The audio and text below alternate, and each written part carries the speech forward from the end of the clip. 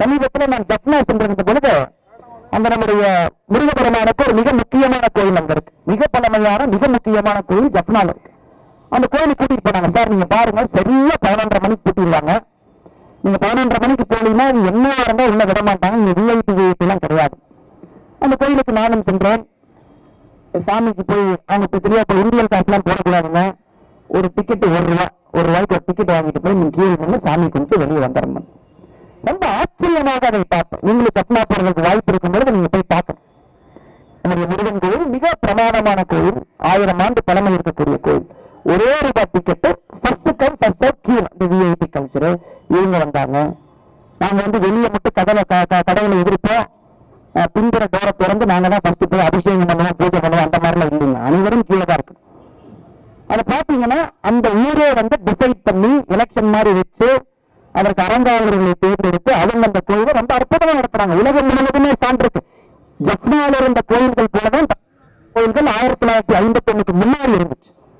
ஆனா இங்க திமுக ஆட்சி வந்துச்சு, ஜப்னால திமுக ஆட்சி வரல. அது ஒண்ணுதான் வித்தியாசம் ஜப்னாக்கும் தமிழகத்திற்கும். இந்த தேவையே இல்லாத ஆணின்னு வீட்டுல சில விஷயத்த சொல்லுவோம். இந்த ஆணியை பிடிங்கி எறிஞ்சிடலாம், அந்த ஆணி இட்டு போச்சு, மரத்து போச்சு, சும்மா வச்சிருக்கோம் அப்படின்னு. தமிழகத்திற்கு தேவையில்லாத ஆணின்னு ஒண்ணு இருக்குன்னா நம்முடைய இந்து அறநிலைத்துறை தேவையில்லாத 15,60,574 பில் அப்ஜெக்ஷன் இருக்கு. அப்ஜெக்ஷன் 1302 கோடி அப்ஜெக்ஷன். நான் இதே கம்மிங்கிறேன். என்னை பொறுத்தவரை கணக்கா கணக்கு பார்த்தீங்கன்னா கிட்டத்தட்ட எனக்கு தெரிந்து ஒரு 6,000 கோடி ரூபாய்க்கு மேல அப்ஜெக்ட் பண்ணணும். அங்க இருக்கக்கூடிய சர்க்காரி அதிகாரிகள், அரசு அதிகாரிகள் நன்றாக இருப்பதற்காக, அமைச்சர் பெருமக்கள் நன்றாக இருப்பதற்காக, அந்த கோவில் இருக்கக்கூடிய கான்ட்ராக்ட கட்சிக்காரனுக்கு கமிஷன் கொடுப்பதற்காக ஒரு துறை இருக்குதுன்னா அதான் தமிழ்நாட்டினுடைய HRMC துறைக்கு தான் அந்த துறை. அந்த துறையினுடைய இருப்பு இதற்காகத்தான். அதனாலதான் இன்னைக்கு நீங்க உண்ணாவிரத போராட்டத்தில் மிக தெளிவாக சொல்லியிருக்கின்றீர்கள்.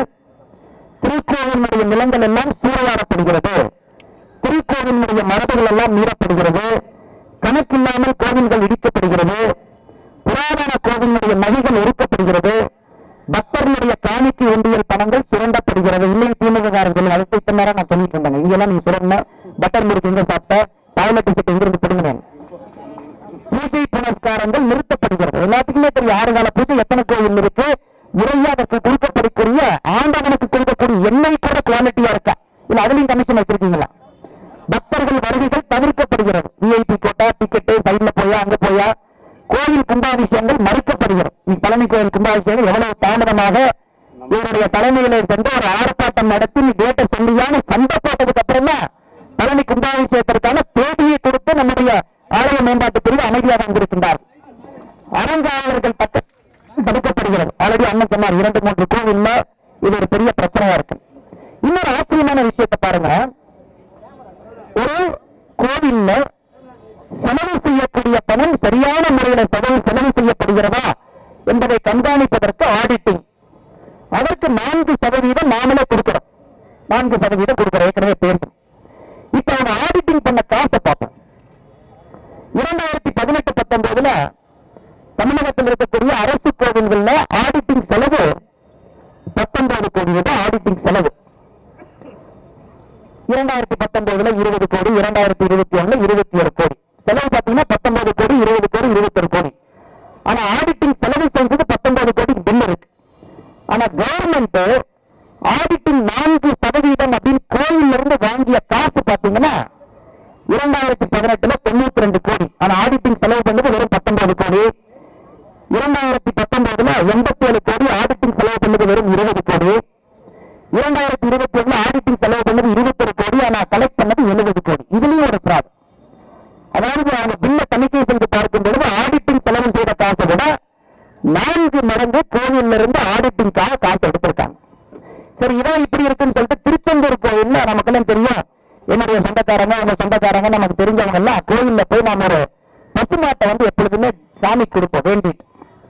திருச்செந்தூர்ல நடந்த ஆடிட்டிங்ல ஒரு பேரை எடுத்து படிச்சு பார்த்தா 5309 மாட்டை காணாம்.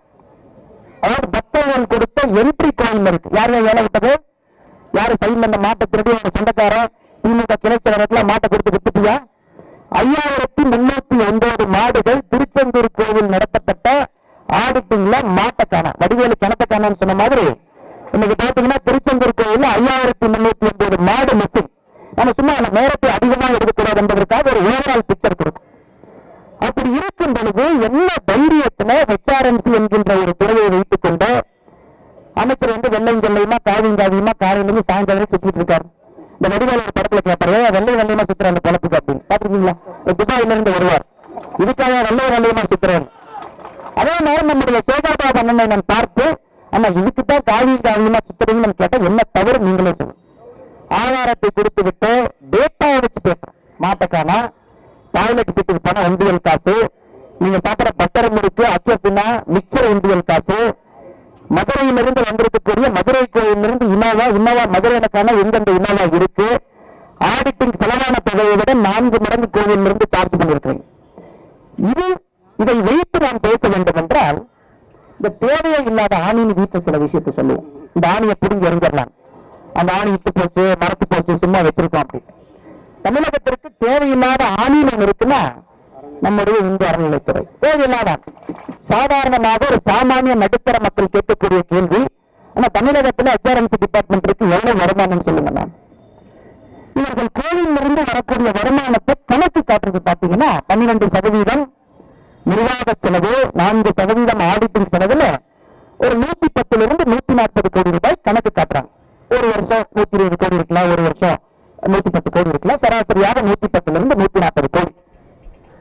கோவிலுக்கு வரக்கூடிய ரெண்ட் வருமானம், ஒரு கோவிலுக்குமே தமிழகத்தில் 50,000 ஏக்கர் இருக்கக்கூடிய கோவில் இருக்கு. 5 சென்ட் சென்னை சென்ட்ரல்ல இருக்கக்கூடிய கோவில் இருக்கு. சரி, கோவில்ல வரக்கூடிய வருமானம் என்ன? கோவில் சொத்தை வந்து ஏலம் விடும் பொழுது யாரோ இருக்கிறாங்க, மாசம் வாடகை கொடுக்குறாங்கன்னா அது ஒரு 100 கோடி ரூபாய் காட்டுறாங்க. இன்னைக்கு அந்த கோவில் பக்கத்தில் இருக்கக்கூடிய பக்கத்து பில்டிங் போய் நீங்க இந்த பில்டிங் என்ன ரெண்ட் கொடுக்குறீங்க, பக்கத்துல கோவில் சொத்து இது இருக்குன்னா இது ரெண்ட் கணக்கு பார்த்தீங்கன்னா கிட்டத்தட்ட 16 மடங்கு குறைவாக இருக்கிறது. 16 மடங்கு. தமிழ்நாட்டில் இன்னைக்கு கோவில் சொத்து 1 ஸ்கொயர் ஃபீட் 1 ரூபாய்க்கு ஹெச்ஆர்என்சி வாடகைக்கு விட்டுருக்காங்க. 1 ஸ்கொயர் ஃபீட் 1 ரூபாய். சேகரபாபு அண்ணன் ஆர்பர் பகுதியில நிறைய பில்டிங் வச்சிருக்காரு இல்லைங்களா? ஏதாச்சும் ஒரு பில்டிங் 1 ஸ்கொயர் ஃபீட்டுக்கு 1 ரூபாய்க்கு வாடகை விட்டுருக்காரு. நீங்களா சென்னையில பக்கத்து வீட்டுல இருக்கீங்க, சென்னைக்கு எனக்கு ரொம்ப தூரம், நான் பார்த்தது. அப்போ ஊருக்கு ஒரு நியாயம், உலகத்துக்கு ஒரு நியாயம். இந்த வீட்டுக்கு துரோகம் இல்லைங்களா? இந்த வீட்டுக்கு துரோகம். 100 கோடி ரூபாய் கோவிலுடைய சொத்துக்கள் மூலமாக வரக்கூடிய வருமானமா காட்டுறீங்க. இன்னைக்கு அது நியாயப்படி பார்த்தா 1600 கோடி ரூபாய் வரணும். இந்த 1600 கோடி என்னவெல்லாம் பண்ணலாம் யோசிங்க.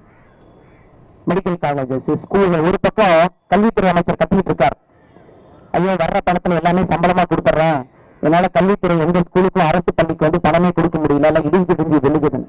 அதற்கு பணம் கொடுக்கலாம். முதலமைச்சர் காலங்காத்தால ஒரு புது பிளேட்ல புது இட்லிய புது வடையை வச்சு மக்களுக்கு காலங்காத்தால நான் வந்து என்னது சிற்றுண்டி ஆரம்பிச்சிருக்கேன்னு சொல்றார். அண்ணா, கோவில் காசுல தமிழ்நாட்டில் இருக்கிற எல்லா ஸ்கூலுக்கும் எல்லா குழந்தைக்கும் நாங்க கொடுக்குறோம். நீங்க ஒரு புது பிளேட்டு, அது ஒரு புது டம்ளர், புது வடையை கொண்டு போய் நீங்க அப்படியே சாப்பிட்டீங்க, அப்படியே போஸ்ட் கொடுக்குறீங்க. 1600 கோடி ரூபாய் கோவில் இருந்து வரக்கூடிய வருமானம் அனைத்தையும் சாதாரணமாக சமாளிக்கும். சாதாரணமாக.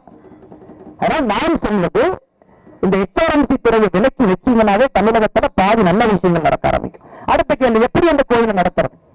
தமிழகத்துல 2-3 மாடல்கள் இருக்கு. 2-3 மாடல்கள்.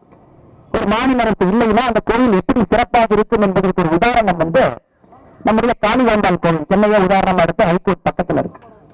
அந்த காளிகாம்பாள் கோவில் பாத்தீங்கன்னா விஸ்வகர்மா சமுதாயத்திற்கு சொந்தமான கோவில். தமிழ்நாட்டில் ஜாதியை வச்சு அரசியல் பண்றது திராவிட கட்சிகள், குறிப்பா திமுக. எல்லா கோவிலுமே ஒரு ஜாதிக்கு பொதுவாகத்தான் இருந்தது. அவங்க போவாங்க, அவங்க கோயில் நிர்வாகம் பண்ணிக்குவாங்க. விஸ்வகர்மா சமுதாயத்தினுடைய கோவில் நிர்வாகத்திற்காக அவர்களுக்கு இருக்கக்கூடிய அந்த சான்றுங்கிறது நம்முடைய காளிகாம்பாள் கோவில். இன்னைக்கு போனீங்கன்னாலும் அந்த சமுதாயம் அவங்களாம் எலெக்ஷன் வச்சு அதுல தேர்ந்தெடுக்கப்பட்டு அதுல ஒரு தலைவர் வந்து காளிகாம்பாள் கோயில ரொம்ப அற்புதமா நிர்வாகம் செஞ்சுட்டு இருக்காங்க. குறிப்பா நம்முடைய சக்கரவர்த்தி வீர சிவாஜி அவர்கள் அந்த கோயில்.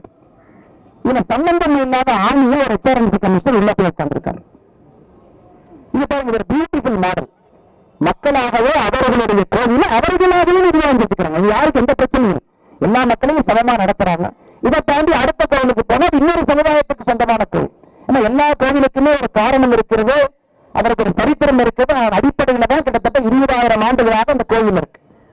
திடீரென்று 1951 உள்ள போந்து 20,000 ஆண்டுகளாக வந்திருப்பதை மாற்றக்கூடிய சக்தி எங்களுக்கு இருக்குன்னு HRMC நினைச்சிட்டு இருக்காங்க. சிதம்பரம் தீட்சிதர் பிரச்சனையும் இதேதான். சரித்திர சான்று யாருக்கு இருக்கு, அந்த கோயிலுடைய நிர்வாக ரைட் யாருக்கு இருக்கு. இது ஒரு மாடல், மிக அற்புதமாக இந்த மாடல் நடத்துது. இன்னொரு பக்கம் தமிழகத்துல ப்ரொஃபஷனல்ஸ் ரன் பண்ற பிரைவேட் டெம்பிள பார்க்கணும். எந்த பிரச்சனையும் இல்லாம அது பாட்டுக்கு சாதாரணமா நடந்துட்டு இருக்கு.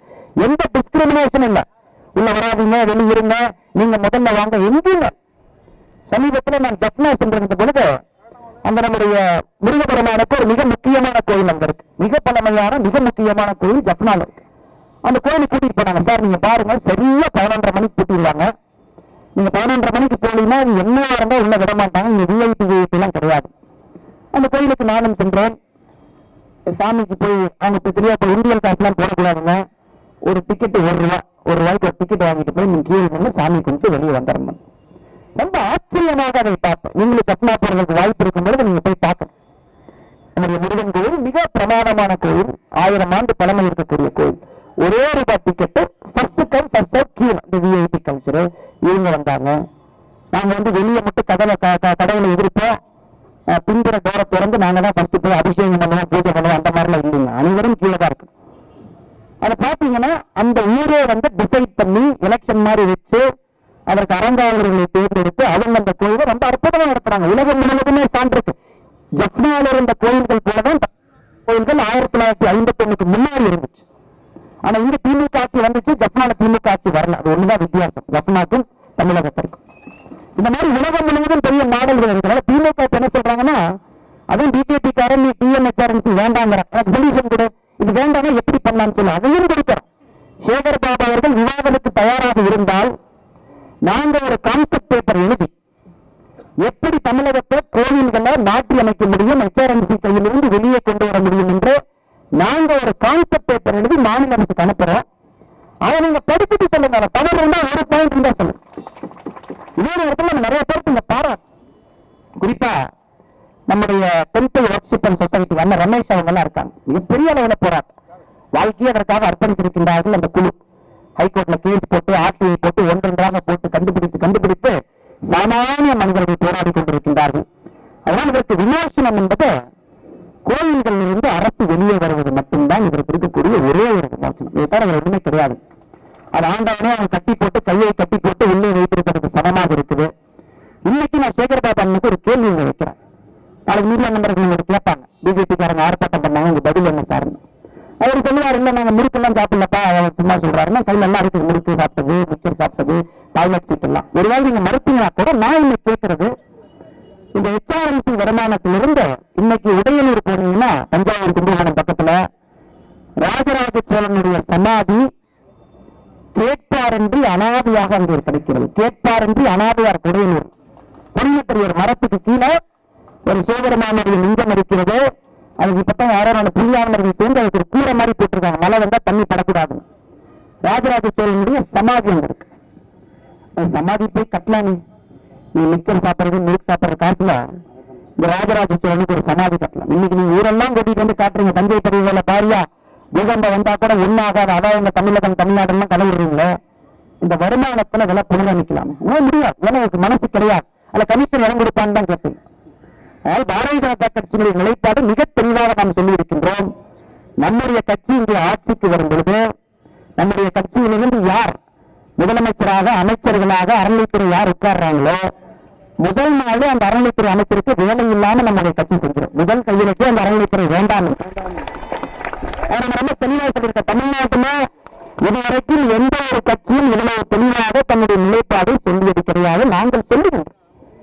இதை சொல்ல வேண்டும் என்பதற்காக சொல்ல, பெட்டி பெட்டியா அந்த டாக்குமெண்ட்டை பார்த்து கொதிச்சு போய் மனம் வெதும்பி 20,000 ஆண்டுகள் பழமையாக இருக்கக்கூடிய இந்த இனம் நம்முடைய கோயில்கள் அழிச்சு குட்டிச்சவராக்கிட்டு கடைசி இன்னொன்னு சொல்ல விரும்புறாங்க.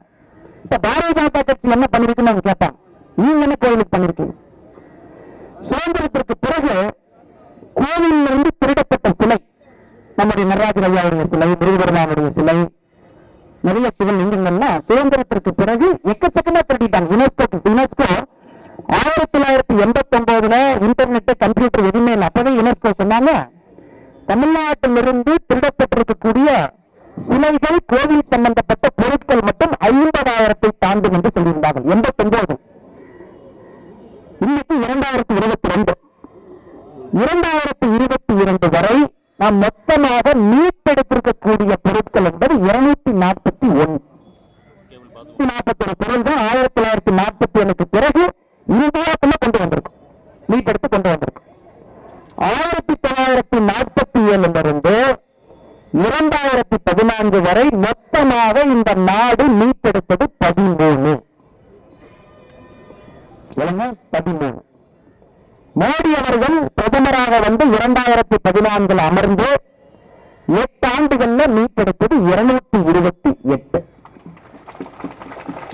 அமெரிக்கால இருந்து மட்டும் 120க்கு மேல கொண்டு வந்திருக்கு. வேற வேற நியூஜெர்சியில இருந்து, வாஷிங்டன்ல இருந்து, நியூயார்க்ல இருந்து, மியூசியத்துல இருந்து 241 மொத்தமா 2014 வரை வெறும் 13.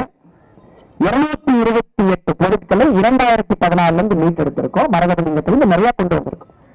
மோடி அவர்கள் ஒரு தவமா செய்யறாங்க.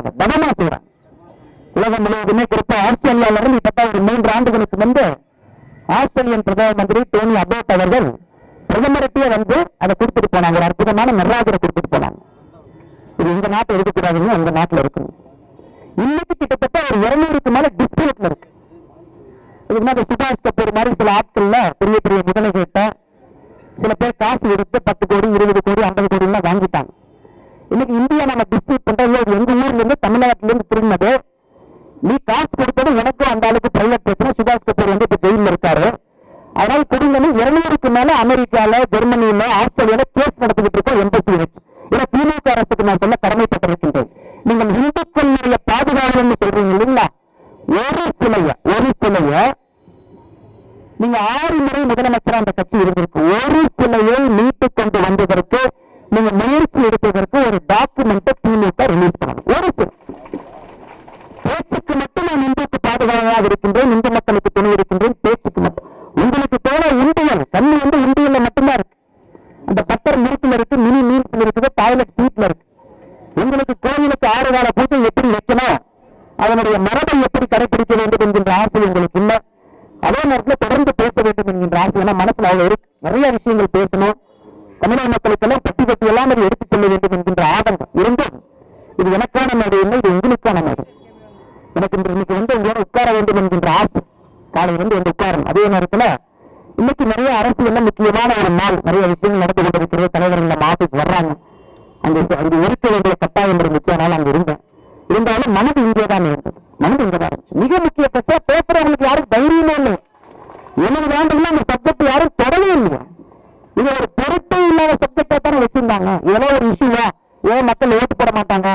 இதெல்லாம் மக்கள் மன்றத்திலே வெற்றாதீங்க என்று கட்சிகள் சொல்லிக் கொண்டிருந்த பொழுது பாரதிய ஜனதா கட்சி தைரியமாக துணிவாக இந்த ஆலய மேம்பாட்டு பிரிவை ஆரம்பித்து அதற்கு ஒரு அற்புதமான தலைவரை கொடுத்து நீங்கெல்லாம் சேர்ந்து இந்த காசி தமிழ் சங்கம், உங்களுக்கு பாராட்டு, காசி தமிழ் சங்கம் மத்திய அரசு நடத்திய மிக அற்புதமான நிகழ்வான நான் ரயில்வே ஸ்டேஷன்ல பார்த்தேன். எல்லா ரயில்வே ஸ்டேஷன்லையும் பார்த்தேன். கோயம்புத்தூர்ல, ராமேஸ்வரத்துல, ராமநாதபுரத்துல, சென்னையில, தஞ்சாவூர்ல, திருச்சியில எல்லா இடத்துலயும் நம்முடைய தொண்டர் ஒருத்தர் கையில ஒரு பிஸ்கட் பாக்கெட்டு, ஒரு ஜூஸ், ஒரு வாட்டர் பாட்டில் வச்சு நின்று இருப்பார். பிஜேபி தொண்டை போட்டு இல்லைன்னா இங்க நிக்கிறீங்க இல்லைன்னா மத்திய அரசு காசி தமிழ் சங்கத்துக்கு நம்ம தமிழ்காரங்க இருந்து போறாங்க, அதான் ஒரு பிஸ்கட் பாக்கெட் நாச்சு வாங்கி கொடுக்கலாம் நான் நின்றுட்டு இருந்தேன். நீங்கள் கொடுத்ததை நான் பார்த்தேன். அதெல்லாம் உணர்வு.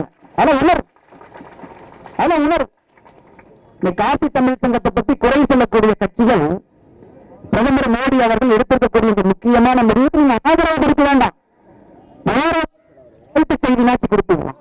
இதோ இங்கிருந்து போறவங்க எல்லாம் குற்றம் புரிந்தவர்களாக அந்தமான் சிறையில் அடைக்கப்பட வேண்டியவர்களாகத்தான் முதலமைச்சர் அவங்க பேசிட்டு இருக்காங்க. ஆனா இவங்க அதற்கு போட்டியாக 400-200 பேருக்கு காசிக்கு அனுப்புறது முதலமைச்சர் சொன்னார். சேகர்பாபு சொன்னார் நினைக்கிறேன். நான் அன்னைக்கு சேகர்பாபு சொன்னேன், ஜனவரியில குளிர், அது 60 வயசுக்கு மேல பெரியவங்களை அனுப்புறீங்க. நீங்க எல்லாம் தப்பி தவிர்க்கிற உங்க கட்சியில் யாராச்சும் காசிக்கு போனா என்னன்னு தெரிஞ்சிருக்கும். ஒரு அடிமுட்டால் மட்டும்தான் ஜனவரியில நான் 200 பேருக்கு அடைப்பேன். ஒரு அடிமுட்டால் கையெழுத்து போட்டிருப்பார். அடிமுட்டால் மட்டும்தான். 4 டிகிரி 5 டிகிரி அங்க பனி இருக்கு. சாதாரண மனிதர்களே போய் நிற்க முடியல. அதை வந்து ஜனவரியில நாங்களும் போட்டி போட்டு செய்கின்றோம் என்கின்ற ஒரு இது.